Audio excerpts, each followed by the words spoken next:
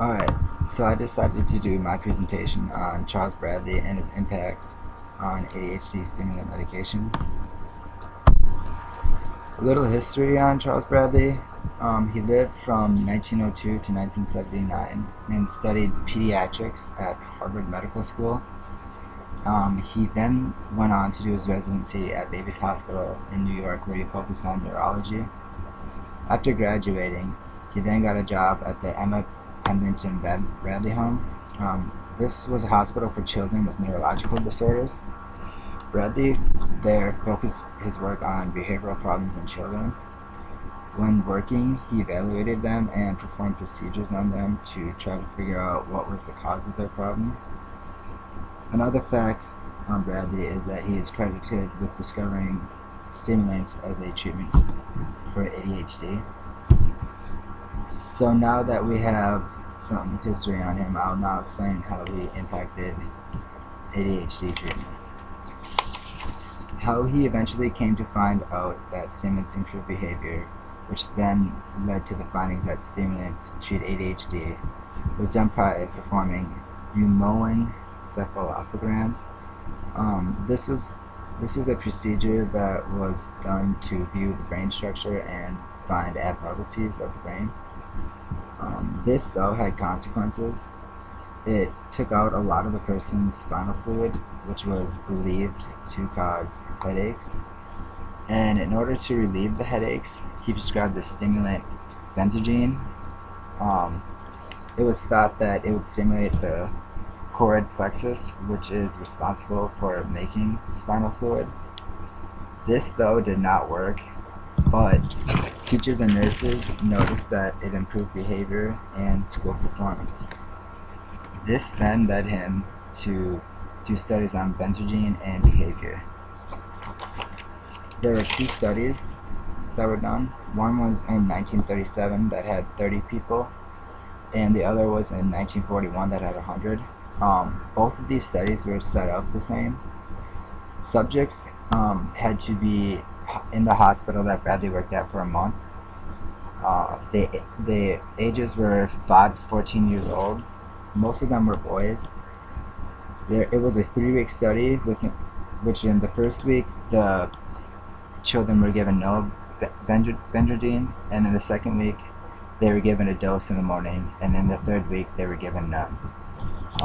They were observed by the nurses who watched and recorded their behavior. The children throughout the study were not aware that they were being watched. The results, half of them responded well. It seemed to work best for children who had a short attention span, mood liability, hyperactivity, and impulsiveness, and poor memory. Today, those people would have been classified as having ADHD, but back then they were just said to have behavioral problems. For those people it helped.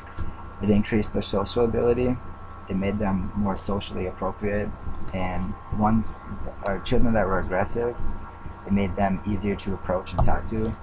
It also increased school performance.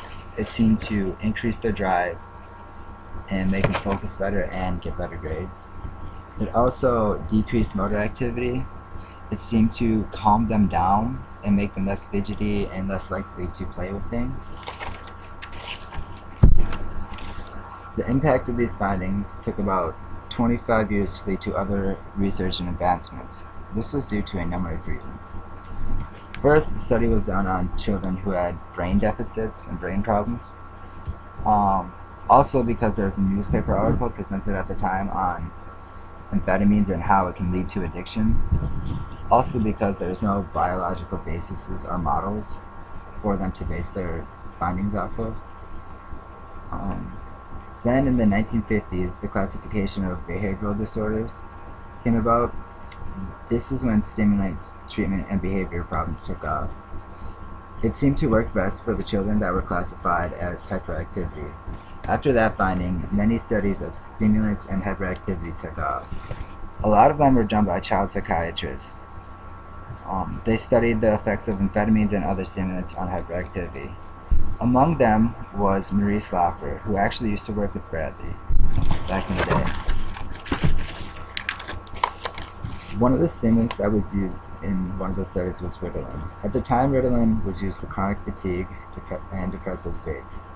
But in the study, it showed significant improvement on behavior. This then led to psychiatrists prescribing Ritalin as a treatment for hyperactivity. So in conclusion, like a lot of scientific findings, Bradley discovered the effectiveness of stimulants on behavior by accident. With him making the base of treatments of stimulants on ADHD, I and many others give him credit for treating ADHD with medication. All of these reasons are how Charles Bradley made his impact on the psychology field today. And here are my references.